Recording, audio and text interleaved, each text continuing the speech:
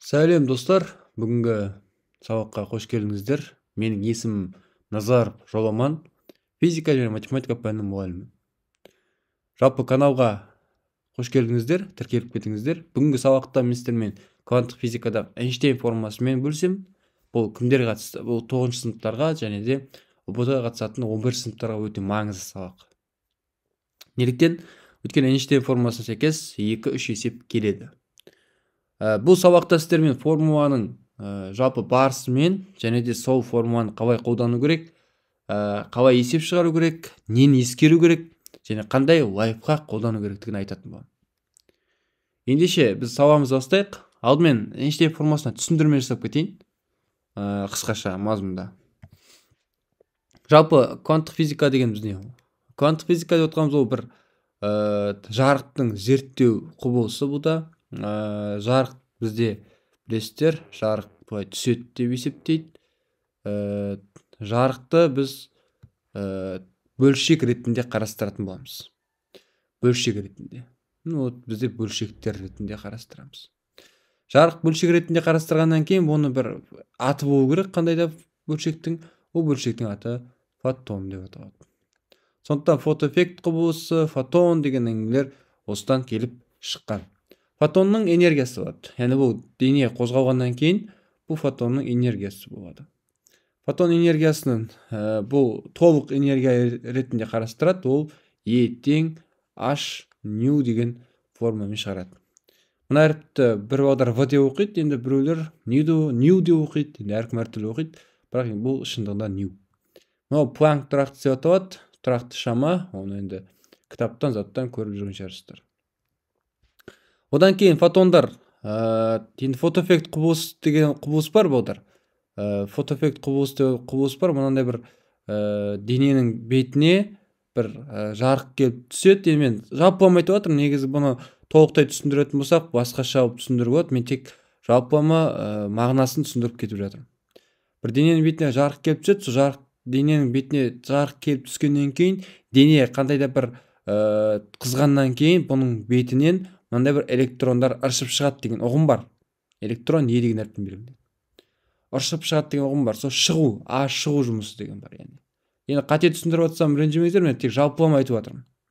Шығу деп отқанымыз яғни H көбейтілген ньюмин деп оқылады.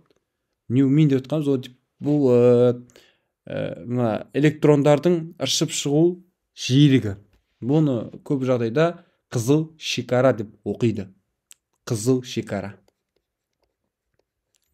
Қызыл шекара. Бұл электрондардың шығу шекарасы. Одан кейін электрондар қозғалады. Қозғалыс болғаннан кейін міндетті түрде бәріміз білеміз, механикадан жылдамдық бар екен білеміз. Жылдамдық болатын болса, онда бізде мына қызыл шекарадан кейін үшінші энергия, ол кинетикалық энергия. Бұл бізде mv квадрат бөлінген 2 болады. Бұл енді кинетикалық энергия. Мінеки осы үшеуінің мағынасынан тұратын формула бар.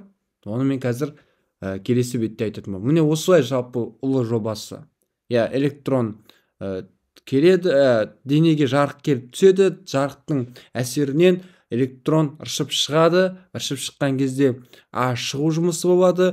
Жүргеннен кейін электрон жүреді, қозғалады, сондықтан жылдамдық болады. Жылдамдық болғаннан кейін кинетикалық энергиясы болады деп ұғым түсіндіреді. Осындай мағынасы. Ал біздің негізгі Эйнштейннің ойлап тапқан формуласы ол EF тең болады. Фотон энергиясы деген сөз жаңағы шығу қосылған EK деп айтады. Мұны бірінші формула деп түсіндірсек болады. Екінші формула деген жоқ, бұл просто қалай түсіндірсем, орындарына қою арқылы шығарады. Мысалы H ню, өйткені E фотон, манағы H ню бірінші формула жазғанымыз. Шығу деп отырғанымыз H ньюмин, мысалға. Қосылған mv квадрат бөлінген 2 деген формула бар. Бұл екінші формула. Үшінші формула тағы бар. Ол H бөлінген ләмбда тең болады H бөлінген ләмбда макс деген бар. Бұл енді толқын ұзындығы. Толқын ұзындығының максимал ұзындығы. Бұл да қызыл шекара деп оқылады. Ньюмин, яғни жиіліктің минимал мәніде, толқын ұзындығының максимал мәніде бұл бізде қызыл шекара деп оқылады. Және EU деген формула бар. Мынау балдар таныс емес болса айтып кетейік, бұл бізде кинетикалық энергияның формуласының бір түрі. Бұл ЕК, кинетикалық энергия. Мінекей осындай формулалар бар. Осыларды пайдаланып біз қазір есептер шығарып үйренетін боламыз. Енді таныстырмай кетпеген нәрсем қалмады, бәрін таныстырдым деп ойлаймын. Мен массын таныстырмасам, бірақ оны бәрі біледі деп ойлаймын. Е деген не ол? Е деп отқанымыз ол біз электронның тұрақты заряды, ол 1,6 көбейтілген 10⁻19 дәрежесіне тең. У деген не? Бұл кернеу. Кей жағдайда оны есептерде потенциалдар айырымы деп береді. Потенциалдар айырымы десе де у өлшем бірлігі бәріміз білеміз деп ойлаймын. Вольт. Вот деген әріппен белгілейміз. Ал мынау толқын ұзындығы лямбда, оны таныс деп ойлаймын. Лямбда. Оқығанда солай қойсыздар. С деген не айтпақшы? С жарық жылдамдығы.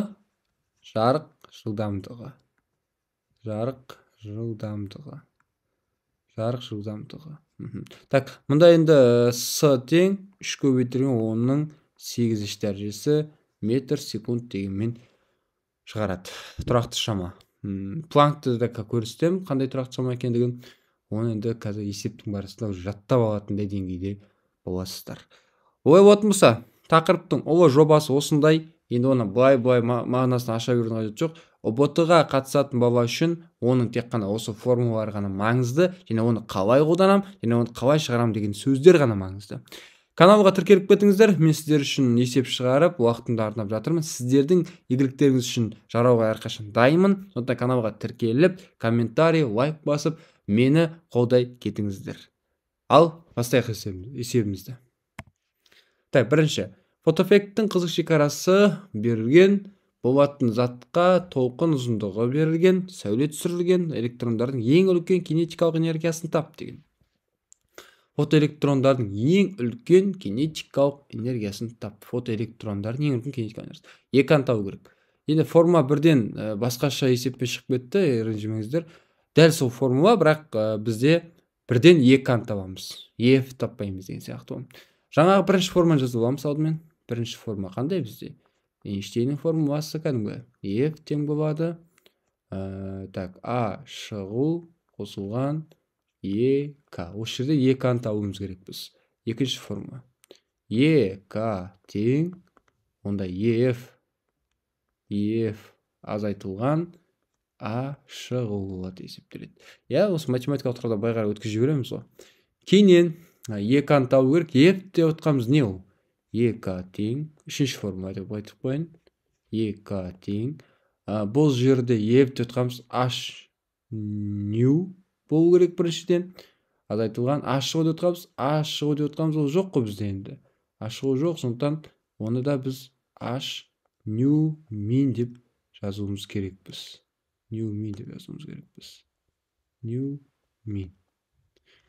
Бірақ бізге байқап отырсаңыздар, мына бір нью жоқ. Нью мин бар, мінекей.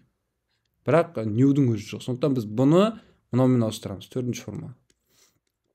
ЕК тең H-сы бөлінген лямбда азайтылған H нью мин дегенмен ауыстырамыз. Мінекей, міне лямбда бар менде, сондықтан мен сонымен ауыстырдым. Түсіндіре алдым ғой? Түсіндіре алдым. Жалғастырайық. Негізгі форманы таптық біздер. Онда мен көк түске ауыстырайын, сөйтіп бастайын, мына шеттен бастайын, әйтпесе қазір экранға сыймай қалады. Немесе менде артық бет бар ма екен менде? Болу да керек. H-сы менде ол не?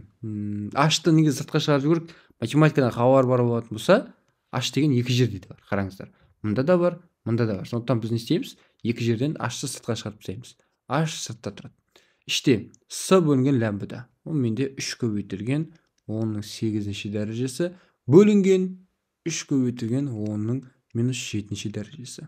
Азайтылған H жоқ қой менде енді. Сыртқа шығып кетті ғой. Сондықтан 4,3 көбейтілген 10⁻14 дәрежесі болып есептеледі.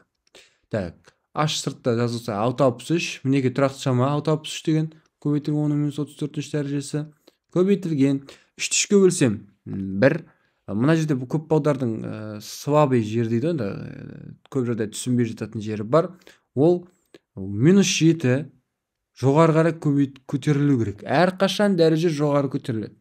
-7 жоғары көтерсе плюс 7 болып кетеді да 8-ге 7 қосылып ол бізде не береді? 10-ның 15-ші дәрежесін береді. Сонда біз оны бүйтіп жаза аламыз.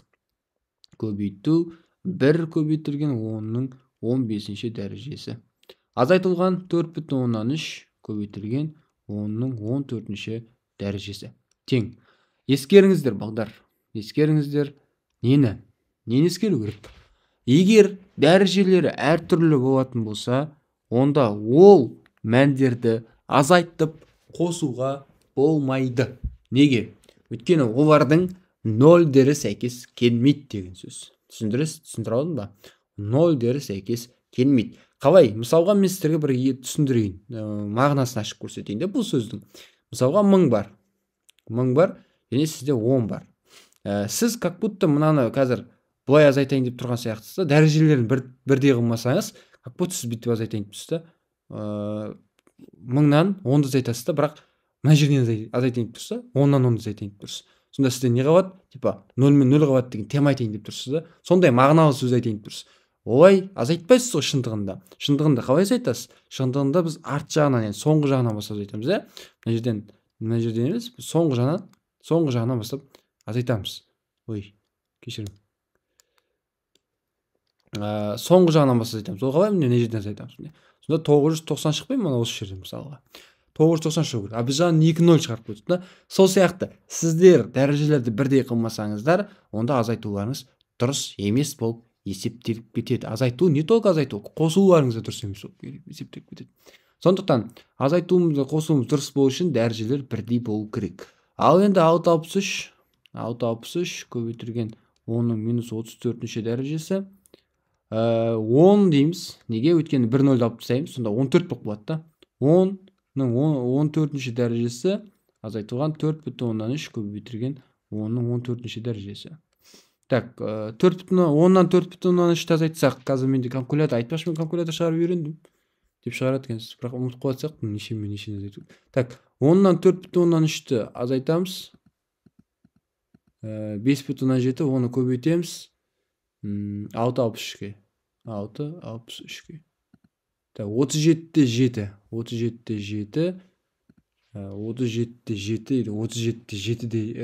7. 37-те 7 көбейтілген 10-ның. Так, 14-ші дәреже -34 пен ол бізде неше болып кетеді? -20 болып кетеді. -20 болып кетеді. 37-те 7 деген жауап жоқ, бірақ менде 3,8 деген жауап бар. Және -19-ші дәрежемен бар. Неге? Өйткені мына үтірді алға қарай жылжыту үшін мен не істеймін? Бір сан алып тастаймын дәрежеден. Сонда менде 3,7 болып кетеді. Оның жуықтанда 38 болады. Негізінен санды жуықтасың 38 болады. 38 3,8 көбейтілген 10-ның -19 дәрежесі болып шығып кетеді. Түсіндіре алдым ба? Енді сыймай қалады мына жерге. Сондықтан мен тек бірден ответін белгілеп кеттім. Есеп түсінікті болған болса, сәл ұзақ түсіндіре алайын. Сіздерге алдынан ескертіп қояйын. Есеп ұзақ болады. Неге? Өйткені есептің жалпы алғанда форматы өте үлкен, ауыр есептер бар. Эйнштейн енді бекерден бекер ойлап тапқан жоқ қой бұл формуланы. Сондықтан есептің жалпы алғанда форматы үлкен, ауыр болады. Түсіндіруде үлкен ұзақ болады. Бір емес, бірнеше формула, 4 формула. Қарап отырсаң 4 формула жаздық. Дәл сол сияқты 5-6 формула жазу арқылы шығады. Бірақ бір түсініп алсаң, мәңгілікке ұмытпастай боласыздар. Сәттілік, жалғастырайық. Бұл бірінші есеп болды, Енді мен екінші есепке қарай өтемін. Таза бет қой, енді сыймай қалғанда. Негізі таза бетке қарай өте керек формула тапқаннан кейін. Так, 2. Электрондардың вольфрамнан шығу жұмысы. А шығу бар екен. 4,5 электрон вольт. Электрон вольт дегеніміз не? Электрон вольт отқан 1,6 көбейтілген 10-ның -19 дәрежесі джоуль екен. Значит, электрон вольтпен шығармаймыз, джоульмен шығарамыз. Сондықтан 4,5 электрон вольтты мен джоульға айналдыру үшін не істеймін? 1,6 көбейтілген 10-ның -19 дәрежесін көбейтемін. 4,5-ке. Жарайды. Электрондардың ең үлкен жылдамдығы бар, В бар. Менде километр сағат деп отқанымыз, значит менде 10-ның 3-ші дәрежесі метр секунд дегенді білдіреді. Бұл үшін вольфрам бетіне біреулер 3,6-ға бөліп атады, 3,6-ға бөлмейсіздер, километр секунд екен ғой, сағат деп менде қоғам кейде. километр секунд екен. Километр секунд, километр сағат болса ғана 3,6-ға бөлесің. Километр секунд болса бөлмейсің, тек қана мыңды көбейтіп қоясың. Бетіне түсіретін жарықтың жиілігі. Бұл үшін вольфрам бетіне түсірілетін жарықтың жиілік табу керек бізге. Жарайды. Біз білетін бір формула бар. Бірінші формула F тең А шығу қосылған 2К. Осы форма ең білетініміз. Басқа форма білмейміз әзірге біз. Енді F деп отқанымыз, А шығу деп отқанымыз, 2К деп отқанымыз не нәрселер? Соларды ашып жазайық. Екінші формула сәйкес. Онда не дейді? H нью тең так. А шығу деп отқанымыз не ол бізде? Даже бізде А шығу бар, біз оны шашпасақ та болады. А шығу тұра берсін. А шығу қосылған 2 деп отқанымыз не ол? МВ квадрат бөлінген 2. Мінекей. Осы формуладан бізге не тап дейді? Мына бір жиілікті тап дейді. Міне. Біз осыны табуымыз керекпіз. Бұл табу үшін мен әрине H деген мына әріпті, мына бір H деген әріпті мына жаққа бөліп жіберуіме болады. Бірақ мен олай жасағым келмейді. Неге? Өйткені мұнан бәрі бытысып, үшін мындай кашмаш болып кетеді. Оған керек емес. Мен оны ұстап, асықпай математикалық тұрғыда кейіннен бөліп жіберсем де үлгерем. Жарайды. Онда мен кеттім. H нью бастай. H нью тең. А шығу деп отқан 4,5 электрон болады. Оның 4,5 көбейтілген 1,6 көбейтілген 10-ның минус 19 дәрежесі деп жазам. 19 дәрежесі деп жазам. Так. Қосу М деп отқан менде 9,1 көбейтілген 10-ның минус 31 дәрежесі көбейтілген МВ квадрат. Так, мұнда В квадрат бар. 10-ның 6 дәрежесі десем түсінесіздер ма? Квадраттан жоқпын, бірақ мен әлі. Неге? Өйткені 3 0-ні 3 0-ге қосып жібердім де 6 болып кетті. Квадраттан жерде енді бар. Бөлінген 2. Тең. Мен калькуляторды аштым жаңа, бірақ аша алмай қалып тұрмын соң қайттан. Пойди. Неге ана білмеймін, экранның бәрін істеп қойып тұрмын. Жарайды. 9,1 4,5-ті көбейтем 1,6-ға 7,2 болады екен. 7,2 көбейтілген 10-ның минус 19 дәрежесі. Так, қосу 9,1-ді бөлем 2-ге 4,1-нан 155 болады екен. Енді бұның дәрежесін келтіру керек. 10-ның 60 дәрежесін квадраттасаң 10-ның 12 дәрежесі болады. 36 дәрежесі болмайды. Өйтіп андай қуып кетіп жүрмеңдер. Енді 10-ның 60 дәрежесін квадраттасаң 10-ның 12 дәрежесі болады. 12 дәрежесі болады. 12-ге 31-ді қосасың 12-ге. Минус 31-ді қосасың еще. Минус 31-ді 12-ге қоссаң минус 19 болады екен. 10-ның минус 19 дәрежесі болады. Тең шығара берем мына жаққа қарай. 7,2-ге значит мен 4,5-ті қосуым керек. 7,2-ге қосам 4,155-ті қосуым керек. 11-де 75 шығады. 11 үттір 75 болады екен.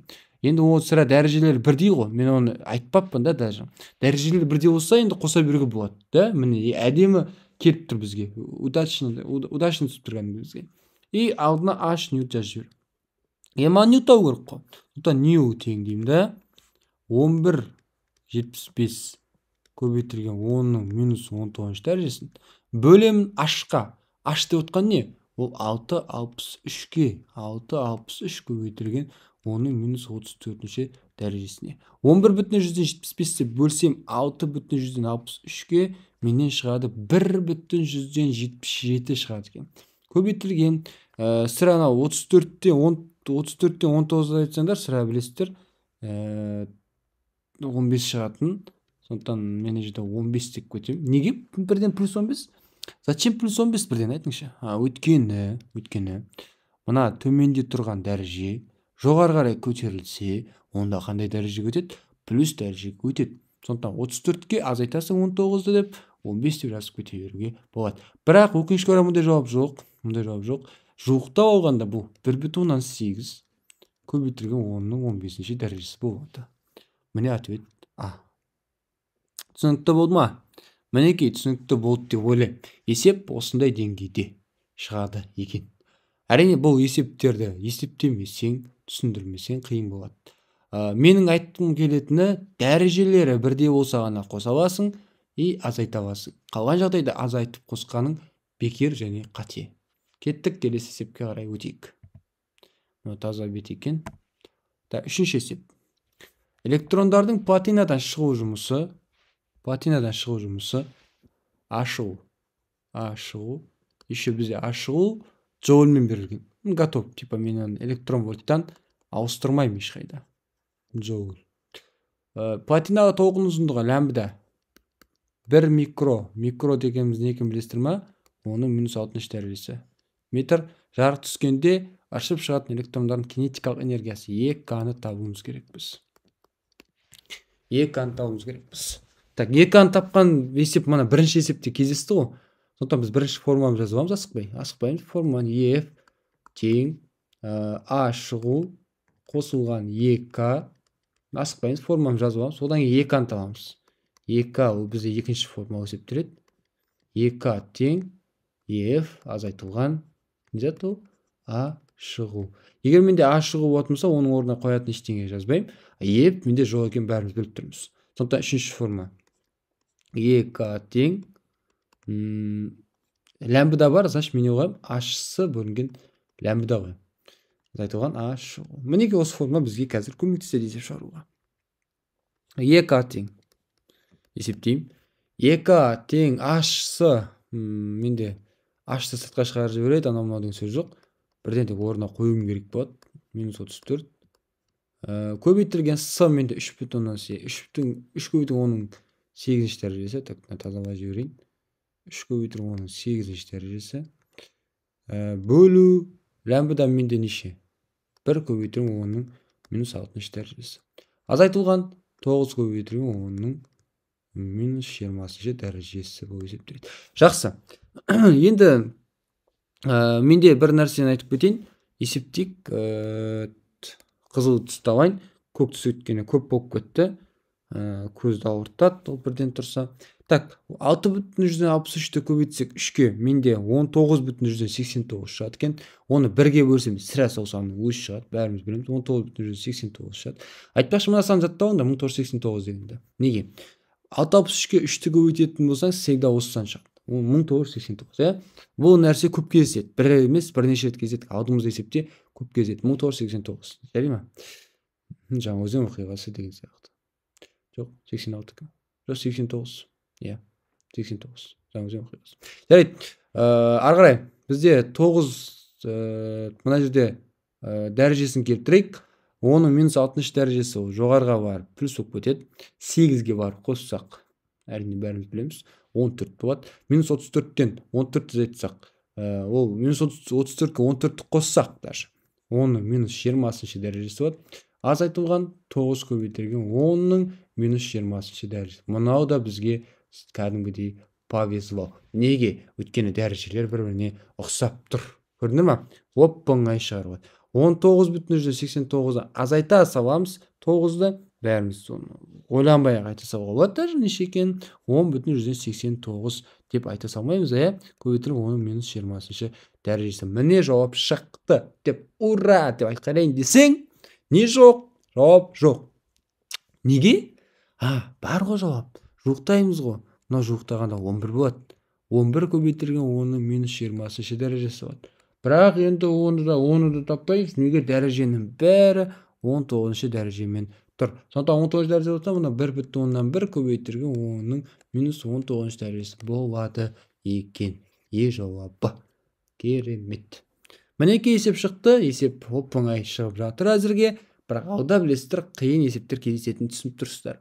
Ал сәттілік. 4-ші есеп. Катодта жұтылатын фотон энергия. Жалпы бұл есептердің көбінде мына бір сөздерге көп мән бермеймін. Энергиясы дейді, энергия болды. Фотон энергиясы EF менде уже бар. 5 электрон вольт. Электрон вольтты білесіздер неге айналдыруға болатын? Неге айналдыруға болады? Джоульға айналдыруға. Не істейсің? 1,6 көбейтілген 10-19 дәрежесін көбейтесің. Электронның катодтан шығу жұмысы. Катодтан шығу жұмысы А шығу тең болады 2 электрон вольтқа. Фототокты тоқтата алатын жапқыш потенциалдар айырымы. Потенциалдар айырымы деп отқанымыз ол балдар. Кернеу. потенциалдар айырымдылық кернеу. Бізде бірінші формула бар. EF тең А шығу қосылған EK деген формула бар бізде. А шығу қосылған EK. EF деп отқанымыз не? О бар етекті. А шығу деп отқанымыз не? Ол да бар бізде. Бізде EK жоқ екен ғой. Шашайық онда. EF тең А шығу қосылған EU десем болады екен. EU. Значит, менде EU, менде мынандай айтсам болады, екінші форма дейінші. Бүйтіп айтайын ба? Үшінші форма деймін да, мен бүйтем. EK менде EU-ға тең. EU-ға тең. Мен алдымен мына формуладан EK-ны табам. Мына осы үшінші формадан төртінші формаға өткізіп U-ды табам. Ол үшін EK-ны бөлемін E-ге десем. Түсінесіздер ма? EK дегеніміз не? EK деп отқанымыз мына екеуін азайтуынан шығады ғой. EK деп отқанымыз бесінші форма дейінші. Бесінші форма EK дегеніміз ол менде EF азайтылған А шығу. Түсіндіре алдым ба? Міне шықты. Бесінші форманы аламын да төртінші формаға апарып қоямын. Сонда алтыншы форма шығады менде. Не деген форма жүрдім да. U тең EF азайтылған А шығу бөлінген E. Міне соңғы формасы. Неге өткені EK деп отқанымыз ол менде мына EF азайтылған А шығу. Сол себепті. Мінекей, болды. Дәл осы форманы келесі бетке алып кетейін. Сандарды аттете алмай тұрмын. Жақсы. Келесі бетке алып кетейін. U тең EF азайтылған А шығу бөлінген E. EF деп отқан жаңа 5 электрон вольт. 5 электрон вольт. Азайту 2 электрон вольт. Бөлінген 1,6 көбейтілген 10-19 дәрежесі. Тең. Электрон вольт 3 электрон вольт шығады. 3 электрон вольтты джоульға айналдыру керек қой. Ол үшін 1,6 көбейтілген 10-19 дәрежесі көбейту керек болады. Астында 1,6 көбейтілген 10-19 дәрежесі тұр бөлімінде етекті. Екеуін фок қысқартып жіберсем, әрине ответ 3 шығады. Не деген есеп? Ужас. Міне ответ Ф. Мінекей есептің форматы осындай. Түкте қиын емес. Көрінді ма? Эйнштейн формуласы деген қарапайым форма, тек соны есептеп үйреніп қойып білсең болғаны. Бірақ ескертем, математика қаншалықты десең де керек. Жарайды. Жалғастырайын. Бұл менде 5-ші есепке келіппін. Фотонның массасы электронның тыныштық массасына тең болатын сәуленің толқын ұзындығын табыңыз. Фотонның массасы электронның тыныштық массасына тең болатын сәуленің толқын ұзындығын табыңыз. Жалпы Эйнштейн формуласы тек қана мына H бөлінген лямбдадан тұрмайды. Эйнштейн формуласы білесіздер mc квадрат дегеннен де тұрады. Бұл екеуін теңестіру керек. Тыныштық массасы деген осы. H бөлінген лямбда тең болады mc квадратқа. Мінекей, осы жерден лямбдадан табуымыз керек біз. Бұл бірінші формула, екінші формула, үшінші формула, ал төртінші формула мына жақта. Төртінші формула. Лямбда тең H бөлінген mc квадрат. Екеуін қысқартып жіберу үшін түстерді ауыстырайын. С квадрат пен С қысқарып кетсе, сонда менде H бөлінген mc болады екен. Мінекей есептің соңғы формуласы. Лямбда тең. Есептейік онда. Лямбда тең H деп отқан 663 көбейтілген 10-34 дәрежесі. Бөлімде 9,1 көбейтілген 10-31 дәрежесі. Көбейтілген С деген жоқ қой мына жерде десеңіздер, білеміз, жатқа білу керек оны. 3 көбейтілген 10-ның плюс 8 дәрежесі. Мінекей есептің негіз форматы осындай. Жақсы. Екеуін көбейтсек 27,3 болады екен. 27,3 деп жазамыз. Көбейтілген 10-ның енді 31-ден азайтсақ 8-ді 23 болады. 10-ның минус 23 дәрежесі болады екен. Үсті солай қозғалмайды, енді ауымы қозғалмайды. Өйткені ол жақта көбейтетін сан жоқ. 34. 34. Енді мына жерде екеуі де минустан ба, енді 663-ті мен бөлу керекпін ғой да. 663-ті бөлу керекпін. 27-де 3-ке бөліп тастауым керекпін. Сонда менде 0,24 деген жауап шығады. Кейін көбейтілген дәрежесіне келтіру керек. 34-тен азайту керекпін 23-ті. Енді неге азайту керекпін? Өйткені цветін ауыстырайын. Өйткені мысалы бұл жерде -23 деген дәреже жоғары көтерілген кезде +23 болып кетеді да. -34 қосылған 23 болады. -34 қосылған 23 деп жатқанымыз ол енді азайту болып есептеледі. -11 шығады. Сонда көбейтің оның -11-ші дәрежесі болады. Мына жерде екі жауап бар. Біреуі В, біреуі Д келетін да, енді 24-ке келетін. Ол жерде қалай келтірген? Пикоға келтірген. Біреуінде наноға келтірген. Бізде пикоға келеді. Неге пикоға келеді? Себебі пико деген оның -12-ші дәрежесі. 2,4 көбейтілген оның -12-ші дәрежесі дейміз. Сонда бұл 2,4 пикометр деп айтуға болады екен. Ответ Д. Мінекей есептің жауабы. Жалғастырамыз. Біз 6-шы есепке қарай өтеміз. Таза бит. Мына 6-шы есеп. 6-шы есепте жиілігі нью бар бізде. 2 көбейтілген оның 15-ші дәрежесі. Жарық түсіргенде литийден шыққан электрондардың максимал кинетикалық энергиясы. Максимал кинетикалық энергиясы не? Қарапайым кинетикалық энергиясы не? Бәрі бір энергия. Бұл жерде тек текстің өзгешелігі ғана болмаса. Олай болмаса бірінші формаға сәйкес біз не табамыз? Ефті табамыз. Форманы жазамыз, таппаймыз. А шығу қосылған ек. Осы жерден еканы шығарып алуымыз керек біз. Ек тең болады. Бұл еф азайтылған А шығу. Бұл бізде екінші формасы. Так, осы жерде ефтің ашу керек біз. Өйткені ефтің мәні жоқ бізде. Оны H нью азайтылған А шығу дейміз. А шығуды шашқан жоқпын. Жұмыстың шығуын шашқан жоқпын. Не үшін? Өйткені бізде А шығу бар. Ол берілген. Мына жерде 384 деп жазып қойған. Мінекей қараңыздар. Түсінікті ғой осы. Олай болса мен бірден бастап кете берсем болады. Үшінші форма бізде соңғысы. Үшінші формаға сәйкес ек тең H деп отқанымыз 662. Көрінген ме? Кейде 662, кейде 663 әртүрлі бере береді. -34 көбейтілген 2 көбейтілген оның 15-ші дәрежесі. Азайтылған 3,84 көбейтілген оның -19-ші дәрежесі. 662-ні 2-ге көбейтіп мен сосын дәрежелерін келтіруім керекпін. 13,24 шығады. Дәрежесі неше шығады? 19 шыға ма? Оның -19-ші дәрежесі болады. Азайту 3,84 көбейтілген оның -19-ші дәрежесі. Дәреже мен дәреже сәйкес келіп тұр. Олай болса мен оп-оңай азайта салам. Ешқандай қиындық көрмейді менің есебімде. 9,4 шығады азайтсам. 9,4 көбейтілген осы екі дәреженің біреуін жазам.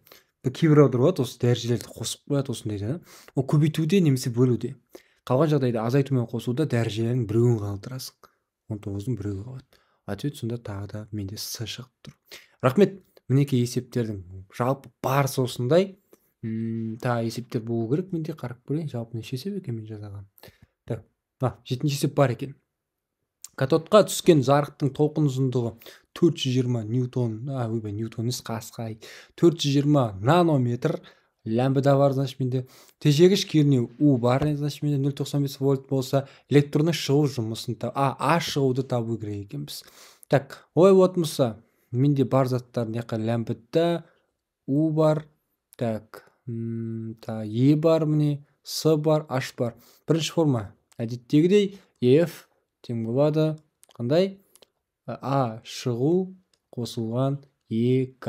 Осы жерде маған А шығуды тап деп жатыр. Сондықтан екінші формулаға сәйкес А шығу тең ЕФ азайтылған ек деп жазсам жеткілікті. Бірақ білесіздер, ЕФ пен ек бізде жоқ. Олардың орнын басатын, орнын табатын формула бар. Соларды жазуымыз керекпіз. Ол ЕФ деп отқанымыз H С бөлінген ләмбіда ЕФ деп отқанымыз, азайту ек деп отқанымыз ЕУ. Түсіндір алдым ба? У негізі биіктеу жазу керек. Кішкентай алып жіберіппін. Так, У жалпы биіктеу жазу керек. Мінекей, үшінші формаға сәйкес қоям, есеп шығады менде. Түсті ауыстырайын, қара түстен қызыл түске қарай өтейік. Не үшін жазып мен? Үшінші форма менде. Так, А шығу. А шығу. Так, H деп отқанымыз 663, 663 көбейтілген 10-ның минус 34-ші дәрежесі. Көбейтілген с деп отқанымыз 3 көбейтілген 10-ның 8-ші дәрежесі. Бөлімде не бар? Ләмбіда бар. 420 көбейтілген 10-ның минус 9-ші дәрежесі. Өйткені нано дегеніміз ол минус 9-ға тең. Е деп отқанымыз 1,6 көбейтілген 10-ның минус 19-ші дәрежесі. У деп отқанымыз менде 0,95-тің өзі прямой. Так, мына жерде 663-ті 3-ке көбейтсек, білесіздер, 1989 шығады. 19-да 89 шығады. 1989 деп болған. Жаттап алған саным ғой, просто сол үшін айтып отқаным ғой. Так, үстіне жазып қояйын, 19,89 көбейтілген 10-ның минус нешінші дәрежесі. 34-тен 8 айтса қанша болады жалпы? 26 ма? 26 шығады екен. 420 астында тұра берсін бөлімінде. Қазір оны бір ретке келтіретін боламыз. Минус 9. Так, азайту. Бір алтыны көбейтеміз 0,95-ке. Бізде шығады 1,52. Көбейтілген 10-ның минус 19 дәрежесі тұра береді.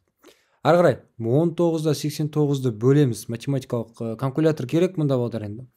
0,47-ге болады екен, екеуін бір-біріне бөлсек, мына екеуін бір-біріне бөлсек деп екеуін бөліп тастасақ 0,47 шығады екен. Кейін артындағы дәрежелерін реттейміз. 26-дан азайтамыз 9-ды, 17 шығады. 10, так, минус 17 шығады еще. Так, минусын дұрыстап салып жіберейін.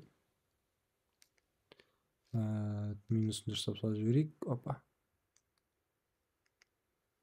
Міне салдым. Так, азайту 1,52 көбейтілген 10-ның минус 19 дәрежесі. Енді алдарыңызда тағы бір қиындық туындап тұр. Ол қиындықты қандай? Ол жерде дәрежелер сәйкес келмейді. Яғни минус 17-ші дәреже мен минус 19 дәреже сәйкес келмейді. Біз оларды азайта алмаймыз. Жалпы негізі минустан шығып кетеді азайтсақ. Сондықтан біз оларды дәрежелерін келтіруіміз керекпіз. Яғни мен 19-ші дәреже келтірем. Не себепті? Өйткені жауаптардың барлығында минус 19-ші дәрежеге сәйкес келіп тұр. Сондықтан 19-ға келтірген дұрыс болады. Сондықтан үтірді артқа жылжытқан сайын менде мына дәреже арта береді. Так, сонда 0,47 менде 0,47 менде 4,7 болып кетеді. Өйткені 2 үтір артқа жылжытам, сонда 19 болады.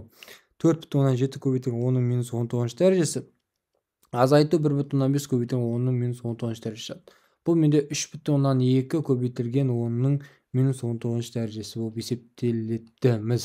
Сонда біздің ответіміз В шығады екен. Түсінікті ғой. Мінеке есептің жалпы шығару жолы осындай. Әдемі шықты деп ойлаймын. Қиындық бола қойылған жоқ.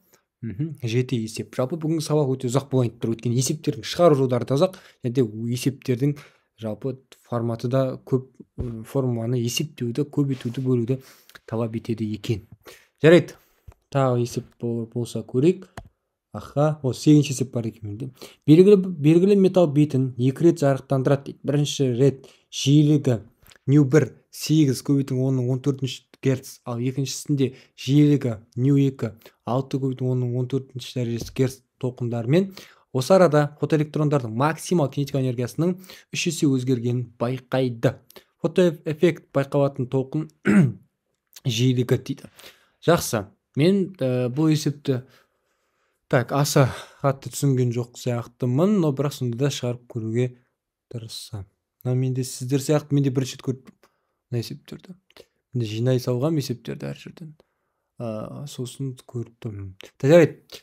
Менде ең алдымен нәрсені 3 есе дегенге бір назар аударып тұрмын. Өзімнің көңілім соған ауып тұр. 3 есе деген сөзге ауып тұр көңілім. Не 3 есе? Кинетикалық энергия. Кинетикалық энергия 3 есе. Так, мен қазір жазып көремін. Мына жерде пайда жиілік өзгерген де.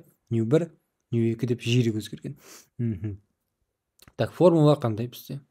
Формулаға сәйкес менде бірінші формула F тең болады А шығу қосылған 2К. Так, бірінші жағдай осындай. Бұнда бүйту керек сияқты ғой. Кинетикалық энергия өзгерген. Дұрыс, өзгереді. F өзгереді. Неге өткен ν1, ν2 қалып 2 рет өзгереді. Мұнда А шығу өзгермейді ғой, значит. Кинетикалық энергия да өзгереді, F те өзгереді, А шығу өзгермейді. Мен онда А шығу арқылы барлығын реттесем жеткілікті екен. Так, онда мен былай бірінші жағдай деп есептеймін. Бірінші жағдай, бірінші формула болсын, мен бірінші жағдай деп есептеймін. F-тің жағдайында былай болады да. H көбейтілген ню 1 тең болады. A шығу қосылған 2K болады. 2K болады. Екінші жағдайда H ню 2 тең A шығу қосылған 2K болады. Бірақ екеуі бірдей болып кетті. Біреу азайды. Біреудің кинетика энергиясы азаяды. Неге азаяды? Неге азаяды? Өзгереді деп тұрғанда өзгереттігінде азаяды или көбейеді ғой, соның біреуі ғой.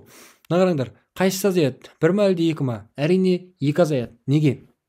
Өйткені мына тұста А шығу өзгермейді, 2 өзгермейді. Кім өзгеріп жатыр? ню 1 мен ню 2 өзгеріп жатыр. ню 1 көбейсе 2 көбейеді, ню 2 азайса 2 азаяды. Өйткені мына екеуінің қосындысы мынаның мәніне тең ғой. Яғни А шығу мен 2-ның қосындысы мына H ню 1-ге тең.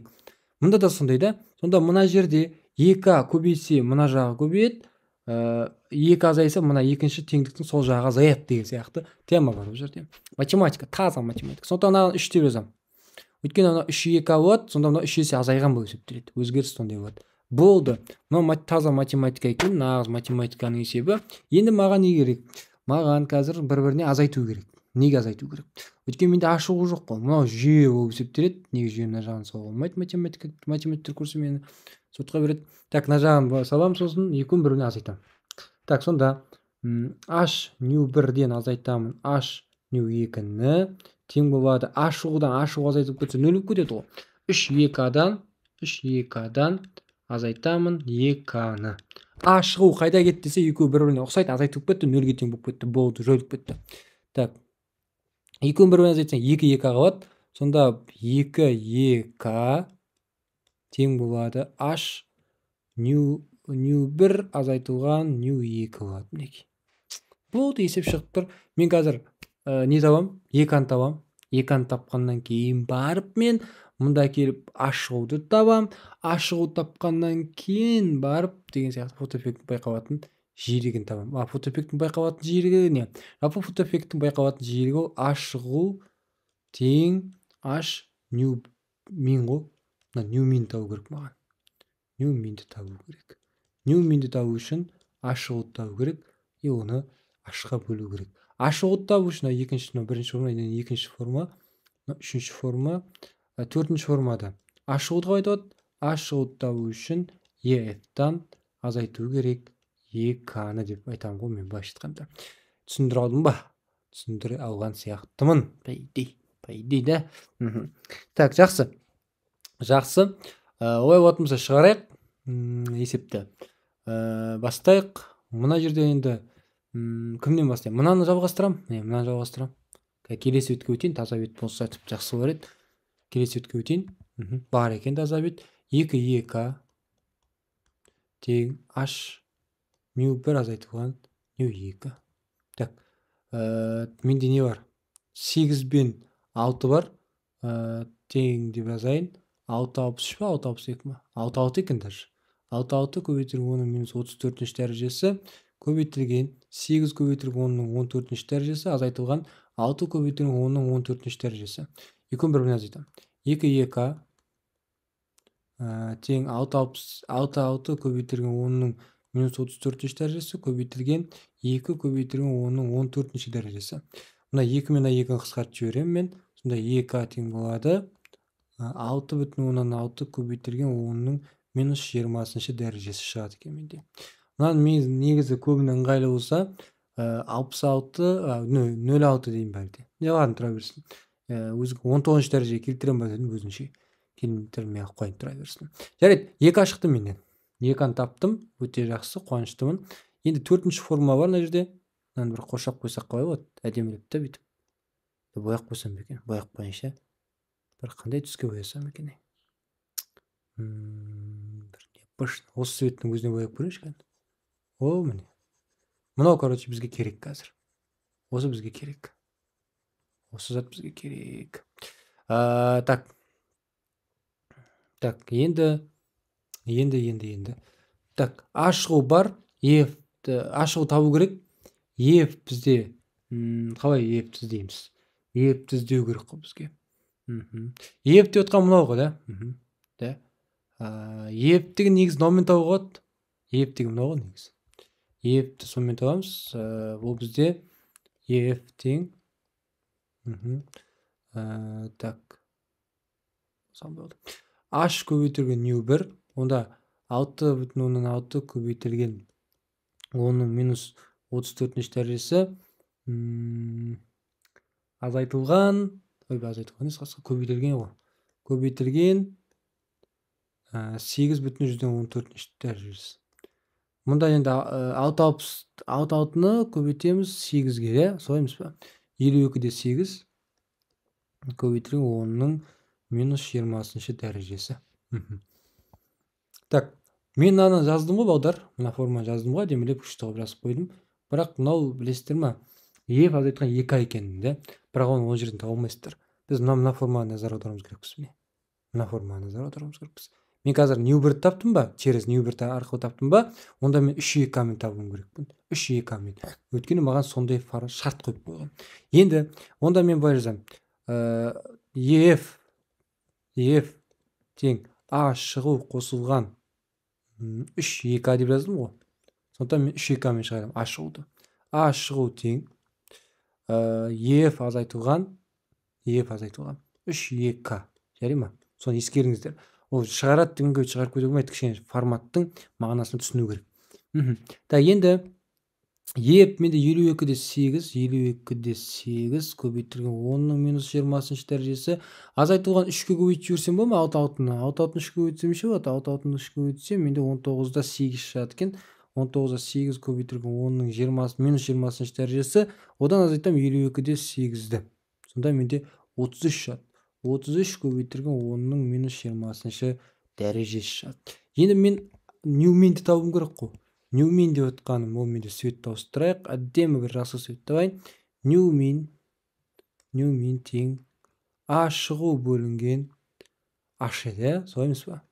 Онда 33 көбейтілген 10-ның минус 20-ші дәрежесі бөлімде 6,6 көбейтілген 10-ның минус 19-ші дәрежесі. 33-ті бөлемін 6,6-ға, әрине білеміз 5 шығатын. Көбейтілген 10-ның минус 1-ші дәрежесі. Түсіндірадым ба? Кейін бұл 0,5-ге тең болып кете ма? Қалай? 0,5-ге тең болып кетеді. Так, мен бір жерде қателестім. Дәрежеден өте үлкен қате жіберіп қойдым мен. Қай жерден дәрежеден қате жіберіп қойдым? Так. Минус 34 шесі үлкен болады. 14-ші дәреже. 14-ші дәреже 20 болады. Дұрыс емес па? 20 болады. Ай, бәрі нормально сияқты. По идее нормально. Ага.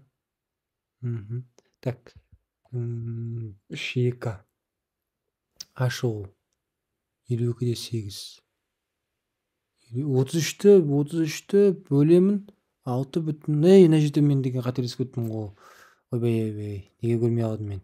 34 екен ғой. Бәрі біліп отқан шығар мен қатемді. 34. Я, кешіріңдер. Мынау сонда 14. И бұл бізде 5,5 көбейтілген 10-ның минус 14-ші дәрежесі болып есептеледі. Ондай жауап бар ма еді жаңа? Жоқ, плюс 14. Кешір. Плюс 14. Неге? Өйткені минус 34 жоғары қарай көтерілген кезде плюс болып кетеді ғой. Содан екен ғой. Кешіріңдер, ай бүйтпеңізде. Мынау жоғары көтерілген кезде плюс болып кетеді екен. Міне, ответ. Так, менде ол Е жауабында тұр. Мінекей. Есеп шықты. Керемет. Так, мінекей есептің жалпы соңғы шегі. Осындай. 9-шы есеп бар екен. Жарайды, 9-шы есепті де шығарып тастайық. Бізде тоже 9-шы есеп бар екен. Бірақ, ескеріңіздер, 9-шы есепте жаңағы есеп сияқты ма деп ойлап тұрмын. Өйткені ұқсас есептерді қатар жинаушы едім мен. Белгілі металл үшін фотоэффектінің қызыл шекарасына сәйкес келетін тоқым ұзындығы бар. Металл бетінің тоқым ұзындығы ләмбіда жарықпен жарықтандырғанда фотоэлектрондардың максимал кинетикалық энергиясы электрондардың металдан шығу жұмысынан 3 есе артық болғанына қарағанда толқын ұзындығын қандай дейді. Жарайды. Былай дейді маған былай дейді. Бізде бір толқын ұзындығы бар дейді. Так, жарықтандырғанда дейді F та типа F тең А шығу қосылған 2А дейді да. Максимал кинетикалық энергиясы электрондардың металдан шығу жұмысынан 3 есе артық болғанына қарағанда дейді. Так, электрон шығу жұмысынан 3 есе артық. Мынау 2А А шығудан 3 есе артық та. Онда қиындығы жоқ қой. F тең А шығу қосылған 3А шығу болмай ма? Өйткені айтып тұр ғой, кинетикалық энергиясы металдан шығу жұмысынан 3 есе артық дейді. Онда F тең 4А шығу, 4А шығу. F деп отқанымыз не ол? F деп отқанымыз H-сы бөлінген ләмбда емес па? Бұл айтқанда. Мынау не? 4 көбейтілген H-сы бөлінген ләмбда макс емес па? Макс болсын, қызыл болсын бәрібір зат. H-сы қысқарып кетпей ме былай да? Сонда ләмбда макс тең болады 4 ләмбдаға. Да, солай емес па? Ләмбда тең болады, сонда ләмбда макс бөлінген 4-ке. Болды. Так, ләмбда тең болады 800-дік бөлемін 4-ке. Ол менде 200 шығады. Ответ А деп жіберейін ба? Жалпы есептің форматы осындай сияқты. Мен ойымша. Или мен қате оқыдым ба? Металл бетінің толқын ұзындығын ләмбда жарықпен жарықтандырғанда фотоэлектрондардың қызыл максимал кинетикалық энергиясы электрондардың металдан шығу жұмысынан 3 есе артық болғанына қарағанда толқын ұзындығы қандай? Болды, басқа проблема жоқ. Жуықтап алған, енді ол пайданы сандарды орнына қойып есептеп бәлен түген сөйтіп барып шығарған шығар. Былай қарағанда 200 нанометр шығып тұр ответте. Мінекей есепті осылай шығара саласыздар. Бірінші форма болады, екінші форма болады, үшінші форма болады, 4 болады, 5 болады деп жаза береді. Жарайды, осымен есеп бар ма? Жоқ, есеп біткен екен. Осымен мінекей есептің барлығын шығардым, сіздерге түсіндірдім. Менің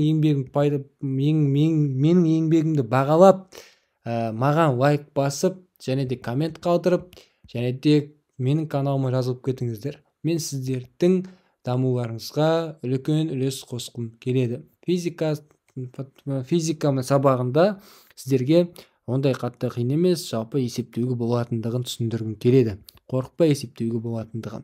Менің есімім Назар Жоламан. Сонымен сіздерге сәттілік. Тағы да келесі видеоларда көріскенше.